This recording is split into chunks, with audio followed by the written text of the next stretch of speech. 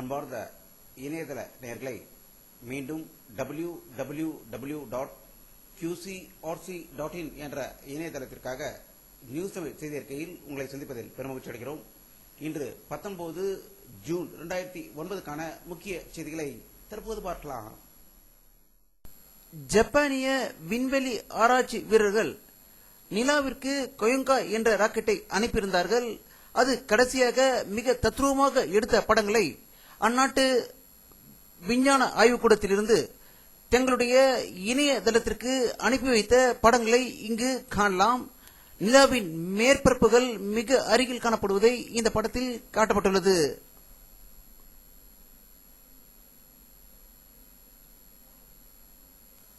தமிழ் ஈழ நாட்டில் அப்பாவி தமிழர்களை கொன்று குவித்த ராஜபக்சேவை கண்டித்து சுவிட்சர்லாந்து நாட்டு தமிழர் பேரவை நடத்திய 250 கிலோமீட்டர் பாத யாத்திரை நேற்று நிறைவடைந்ததாக சுவிட்சர்லாந்திலிருந்து தகவல்கள் வெளியாகிக் கொண்டிருக்கிறது.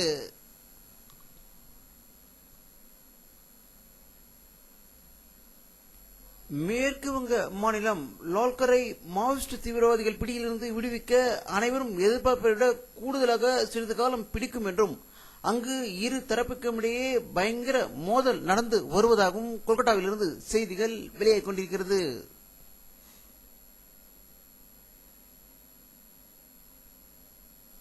இங்கிலாந்து நாட்டைச் சேர்ந்த எமிலி ஜியாங் என்ற பெண்மணி இமாச்சல பிரதேசத்தில் 2 கார் டிரைவரால் கற்பழிக்கப்பட்டதாக ஒரு அதிர்ச்சி செய்தி இமாச்சல பிரதேசத்திலிருந்து வந்து கொண்டிருக்கிறது.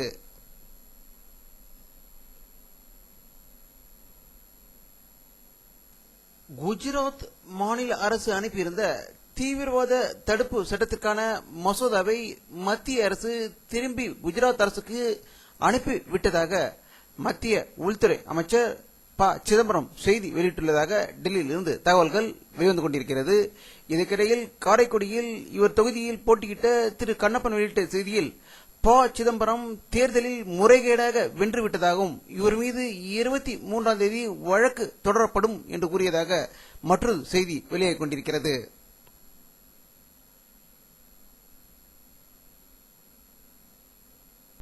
இந்த உலகிலேயே அதிக மனித உயிர்களை குடித்த நாடாக கருதப்படும் இலங்கையில் ஐக்கிய நாடுகள் சபை சார்பாக பணியாற்றிய 2 பணியாளர்களை காணவில்லை என்று செய்திகள் வெளியாகிக் கொண்டிருக்கிறது.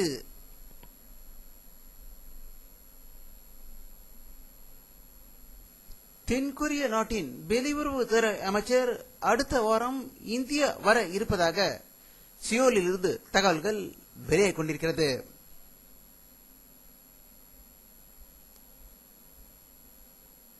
ஈரான் நாட்டு மூத்த தலைவரும் மத தலைவருமான கொமேனி வெளியிட்டுள்ள ஒரு செய்தி அறிக்கையில் ஆளும் அரசு வெற்றி பெற்றதில் முறைகேடுகள் இல்லை என்றும் போராட்டக்காரர்கள் தங்களுடைய போராட்டத்தை உடனே நிறுத்திக் கொள்ள வேண்டும் என்றும் இதை வெளிநாட்டு பத்திரிகைகள் மற்றும் அமெரிக்கா தூண்டுவதாக செய்தி வெளியிட்டிருப்பதாக ஈரானில் இருந்து தகவல்கள் வெளியாகிக் கொண்டிருக்கிறது.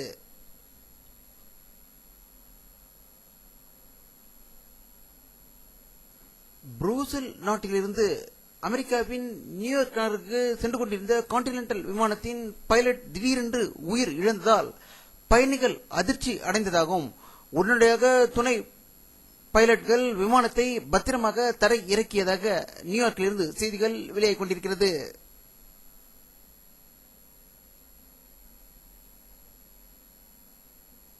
அமெரிக்காவின் புளோரிடா மாநிலத்திலிருந்து நிலவுக்கு அமெரிக்கா வெற்றிகரமாக ராக்கெட்டை செலுத்தி விட்டதாகவும் இந்த ராக்கெட் நிலாவில் தண்ணீர் இருக்குமா என்பதை கண்டறிந்து செய்தி வெளியிடும் என்று நாசா விஞ்ஞானிகள் கூறியதாக அமெரிக்காவிலிருந்து செய்திகள் வெளியாகிக் கொண்டிருக்கிறது.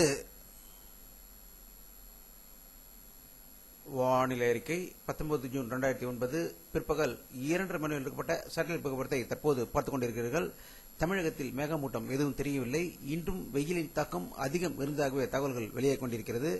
அரபிக்கடலில் நிறைய அதிகமான மேகமூட்டங்கள் காணப்படுகின்றன. அவை இந்தியாவை நோக்கி தமிழகத்தை நோக்கி வருமா என்பது அடுத்த 24 மணி நேரத்தில் தெரிந்துவிடும்.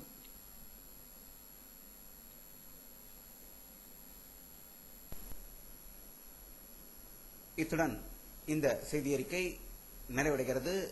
மீண்டும் நியூஸ் தமிழ் செய்தி அறிக்கையில் உங்களை சந்திக்கும் வரை உங்களிடமிருந்து விடை பெறுவது உங்கள் கே பாலாஜி. நன்றி.